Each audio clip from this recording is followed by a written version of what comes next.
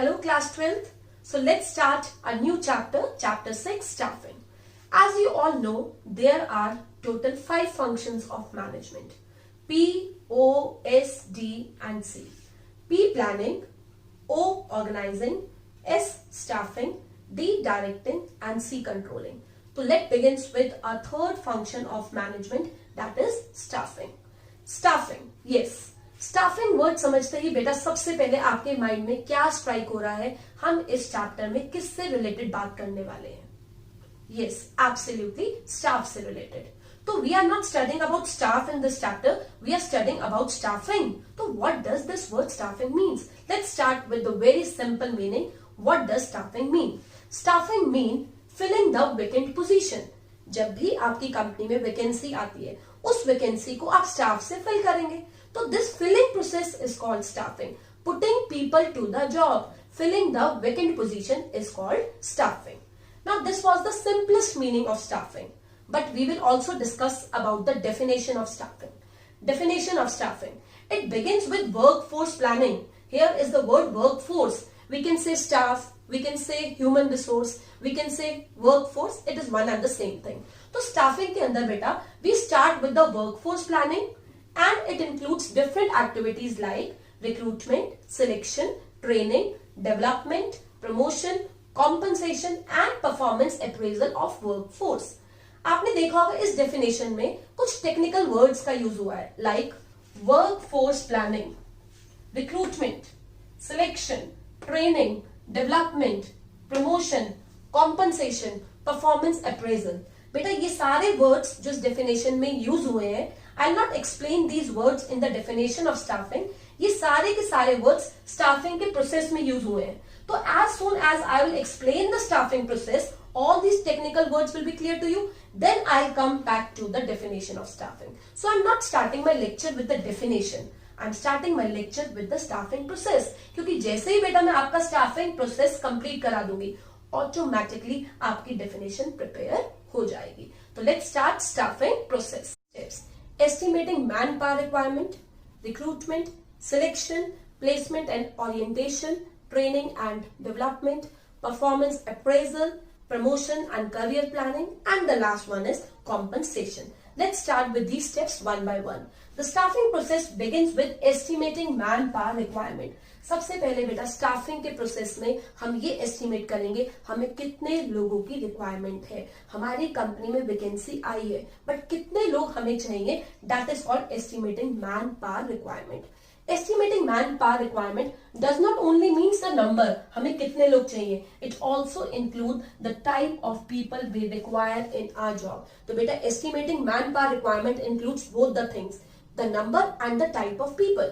किसी भी कंपनी को चलाने के लिए we need people of different background, different qualification, different experience, different professional background. तो यहाँ पर हम ये कैलकुलेट कर कर चलेंगे कि हमें कितने लोग चाहिए और किस टाइप के लोग चाहिए हमें.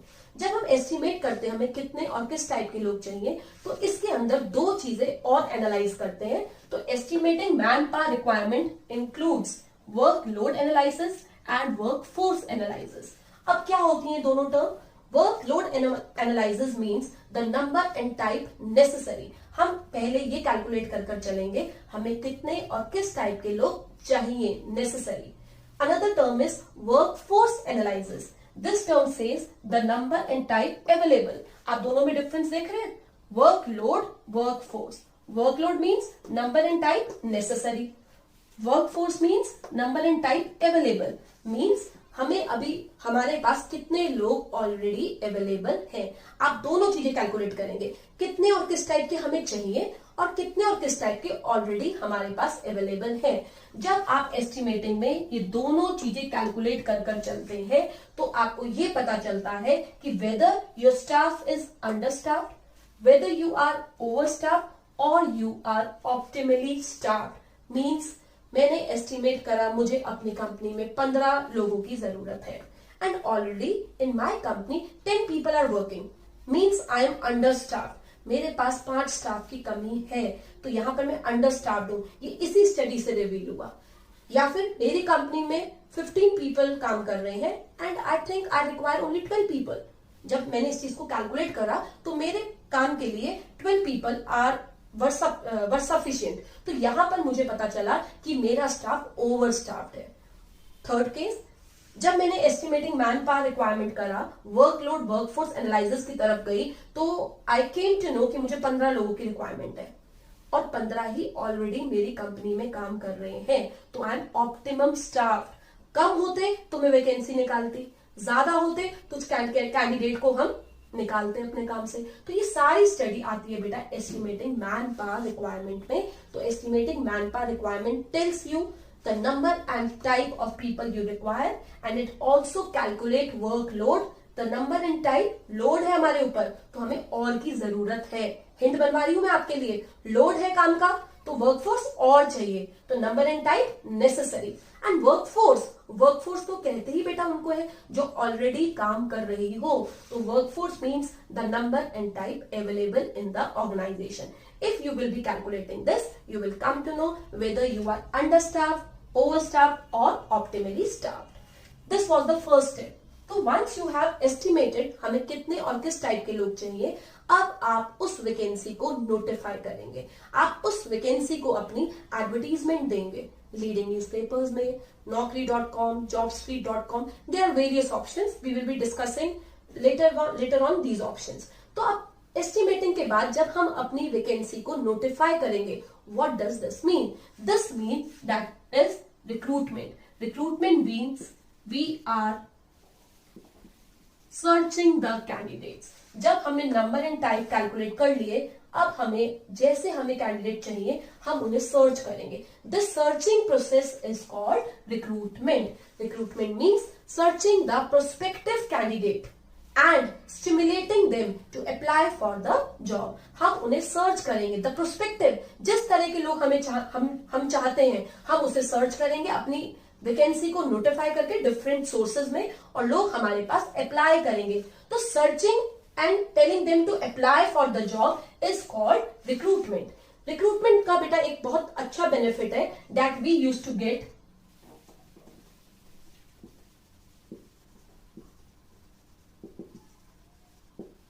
Pool of candidate. मीन्स अगर मेरी कंपनी में 5 भी वैकेंसी आई है और मैं उस वैकेंसी को नोटिफाई करती हूँ, एडवर्टीजमेंट देती हूँ, तो हमारे पास पूल ऑफ कैंडिडेट अप्लाई करेंगे। वैकेंसी 5 की है, ऐड देने से ही हमारे पास 10, 20, 30 रिज्यूमेस हमारे पास आ जाएंगे। तो वी गेट वाइडर चॉइस, हमारे पास चॉइस बढ़ जाती है because we are getting the pool of candidate. तो this searching process is called recruitment. Now we have got the pool of candidate. अब हम सबको तो नहीं रखेंगे, तो next step is selection. Selection means we will be choosing the best from those pool of candidate. जो हमारे पास रिक्रूटमेंट के टाइम पूल ऑफ कैंडिडेट आए थे, उनमें से सिलेक्ट करना इज कॉल्ड सिलेक्टिंग। कैसे सिलेक्ट करेंगे? एप्लीकेशंस आएंगी, उन एप्लीकेशंस की स्क्रीनिंग करेंगे, लाइक उन्हें छटाई करेंगे, हमारी रिक्वायरमेंट से रिलेटेड कौन कौन सी एप्लीकेशंस है उसकी स्क्रीनिंग करी जाएगी। फिर उन कैंडिडेट के टेस्ट होंगे, इंटरव्यू होगा, तब जाके सिलेक्ट होंगे। इस सिलेक्शन के बारे में भी बेटा आगे हम पूरे चैप्टर में पढ़ेंगे। फिलहाल जब हमारे पास एस्टिमेट कर लिया, हमने एड निकाल के हमारे पास पूल ऑफ कैंडिडेट आ गए, अब हम उन कैंडिडेट में से सिलेक्शन करेंगे। Selecting the best from the pool of candidate is called selection। Now you have selected your candidate, so you will move to the next step। Next step is placement and orientation। Placement means putting people to the jobs for which you have been selected। आपने उन लोगों को वो काम दिया जिसके लिए आपने सिलेक्ट करा था। तो placement means, this word placement means putting people to the jobs। Rather I'll say putting the right person at right job is called placement, for which you have been selected। अब वो काम आपको दिया जाएगा, this is called placement। Another word placement के साथ है orientation। What does this word means? जब हम कैंडिडेट को काम पर लाते हैं, उनको उनकी ड्यूटीज देते हैं, तो there is a time for orientation। Orientation means familiarize, socialize, introducing। किसको बेटा? उस कैंडिडेट को जिसको आपने सिलेक्ट करा है, उसको उसका काम दिया है, अब आप एंटायर ऑर्गेनाइजेशन से उसे फेमिलियर कराएंगे, सोशलाइज मिलवाएंगे, सबसे उसे इंट्रोड्यूस कराएंगे, because he is new to an organisation. किससे इंट्रोड्यूस करवाएंगे? उसके काम से, उसकी ड्यूटीज, रिस्पॉन्सिबिलिटीज, वर्किंग कंडीशंस, उनके superior, subordinate, colleagues, the entire working atmosphere से उस न्यू पर्सन को इंट्रोड्यूस कराया जाएगा, फेमिलियर कराया जाएगा, जिससे कि उसके अंदर एक बिलोंगिंगनेस वाली फीलिंग आए, अपनेपन वाली फीलिंग आए। तो उस न्यू कैंडिडेट को हम सबसे इंट्रोड्यूस भी कराते हैं। तो ये दोनों स्टेप साथ साथ चलते हैं, placement and orientation. Not only with the people, with the entire organization, with the working rules, with his job, with his duties, हर चीज से उसे इंट्रोड्यूस करवाना is called orientation. Now the next step is training and development. जब employees काम कर रहे होते हैं, everybody want to perform better. Her company भी बेटा यही चाहेगी हमारे एम्प्लॉइज और अच्छा काम करे, उनकी परफॉर्मेंस इंप्रूव हो, उनकी स्किल, नॉलेज, एप्टीट्यूड ये सब आगे बढ़े। तो टाइम टू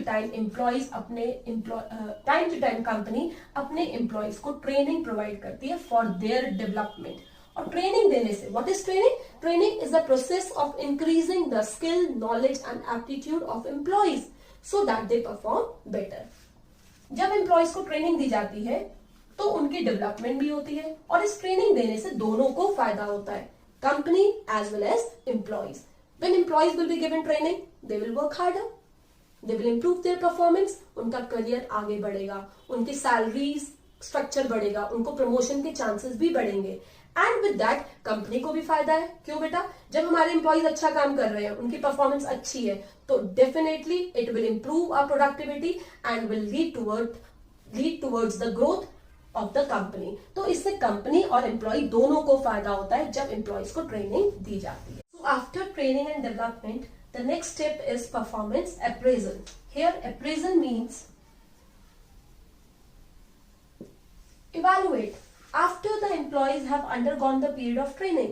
बेटा हम अपने एम्प्लॉइज को ट्रेनिंग दे चुके हैं, काम को अच्छे से समझा चुके हैं, अब टाइम है उनकी परफॉर्मेंस को अप्रेज करना, मीन्स इवैल्यूएट करना। टाइम टू टाइम हर कंपनी ईयर में, like after the half session और at the end of year अपने एम्प्लॉइज की परफॉर्मेंस का अप्रेजल करती है, इवैल्यूएट करती है। There various ways appraisal forms भरवाए जाते हैं, लाइक आपसे पूछा जाता है कि आपको क्या टारगेट दिया गया था, उसमें से कितना अचीव हो गया है, आपका अपकमिंग ईयर का क्या टारगेट है, क्या आपकी फ्यूचर प्लानिंग है। इस तरह एम्प्लॉइज की परफॉर्मेंस को चेक भी करा जाता है, और चेक करने के बाद, इवैल्यूएट करने के बाद उनकी परफॉर्मेंस को देखते हुए उन्हें फीडबैक भी प्रोवाइड करा जाता है। आप इस पॉइंट में देखेंगे एनसीईआरटी के एंड में लास्ट 3 लाइंस में बेटा परफॉर्मेंस अप्रेजल का एक छोटा सा प्रोसेस दिया हुआ है। Performance appraisal includes 3 steps: defining the job, appraising the performance and providing feedback. Training देने के बाद परफॉर्मेंस अप्रेजल, पहला डिफाइनिंग द जॉब, हमने उनकी जॉब को अच्छे से डिफाइन कर दिया है, उनको उनका काम अच्छे से समझा दिया है, ट्रेनिंग हम दे चुके हैं। देन अप्रेजिंग देयर परफॉर्मेंस, अब उनकी परफॉर्मेंस को चेक करा जाएगा, on the basis of that providing feedback, फिर एम्प्लॉइज को फीडबैक भी उनकी परफॉर्मेंस के बेसिस पे प्रोवाइड करा जाता है। After performance appraisal, the next step is promotion and career planning. नाम से ही आपको इंडिकेट हो रहा है promotion. Everybody in an organization want to rise to the top. Company में हर पर्सन अपनी पोजीशन से और आगे बढ़ना चाहता है, तो कंपनी टाइम टू टाइम अपने एम्प्लॉइज को प्रमोशनल अपॉर्चुनिटीज दे, ऐसी अपॉर्चुनिटी दे जिसमें एम्प्लॉइज अपनी परफॉर्मेंस को दिखाए, और अच्छा दिखाते हैं तो उनको आगे बढ़ने का मौका भी दिया जाए। What does this word promotion means? Promotion means putting the people at higher position. जिस जॉब पे वो काम कर रहे थे उस डेजिग्नेशन से उसको ऊपर कर देना, putting the people at higher position, जहां उनकी authorities, responsibilities, status, duties, even salary, designation सब बढ़ जाती है, दैट इज कॉल्ड प्रमोशन। यानी उनके करियर में आगे ग्रोथ आ गई, उनकी डेवलपमेंट हो गई, तो प्रमोशन के बाद ही करियर और आगे बढ़ता है। तो promotion is putting people at a higher position, जहां आपकी authorities, responsibilities, status, designation, even salary सब बढ़ जाता है। And the last step is compensation. Compensation also means